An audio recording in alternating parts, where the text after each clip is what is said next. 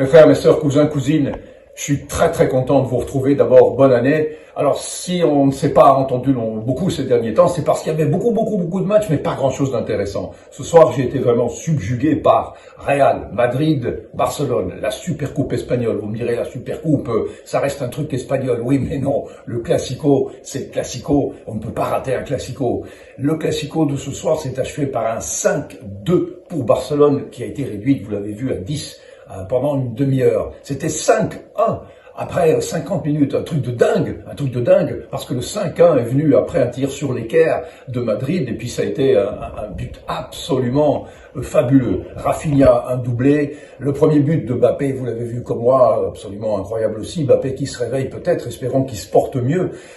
Moi, je trouve que Madrid a montré ses limites, encore une fois. Si généralement ça tourne bien pour Madrid, cette fois-ci, malgré tout, même si on a pu imaginer que le vent aurait pu tourner réduit à 10, Barcelone a résisté assez facilement d'ailleurs, en cassant le jeu, en perdant du temps, en utilisant tous les trucs, mais il s'est plus passé grand-chose dans la dernière heure de ce match, alors qu'on aurait pu penser. Dommage d'ailleurs que ça s'est pas passé parce que ça aurait été un match absolument lunaire, martien, mais on aurait pu penser que Barcelone craque et que Madrid encore une fois réussisse à passer. Mais non, cette fois-ci, dans la dernière demi-heure, ils ont joué un petit peu comme l'Atlético Madrid en cassant le jeu, en perdant du temps et en résistant assez facilement d'ailleurs face à un Madrid en manque d'idées, en manque peut-être de talent, je ne sais pas.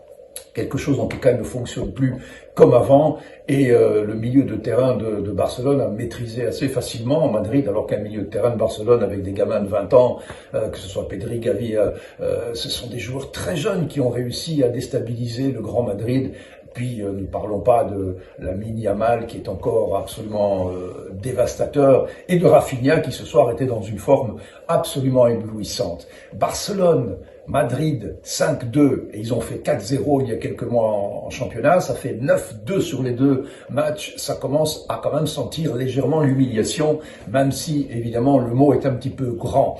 Alors, que va-t-il se passer dans le reste de la saison? Dans le championnat espagnol, on a vu que l'Atlético Madrid est maintenant en avant d'un point sur Madrid et Barcelone est derrière. Ce sera assez passionnant. En Champions League, on va se retrouver très vite parce que elle redémarre la Champions League avec des matchs capitaux comme PSG City ou le Madrid qui n'est pas très bien placé et qui a encore des matchs pas compliqués, mais malgré tout, face à Salzbourg et à Brest, sait-on jamais, Brest le petit poussé, qui est dans le top 8 de cette Champions League, alors qu'ils auraient dû être tout à la fin, tout à la queue, ils n'y sont pas. Bon, voilà, on a fait très court dans un décor qui n'est pas le nôtre, mais il fallait que je réagisse tout de suite. J'ai été, comme vous, absolument fasciné par ce match 5-2, la Supercoupe est au Barça, et nous, on va se retrouver très vite pour parler de la Champions League. Mes frères, mes sœurs, cousins, cousines, abonnez-vous si c'est sur YouTube, si c'est sur Facebook, tout va bien. Bonne année encore, et à très vite.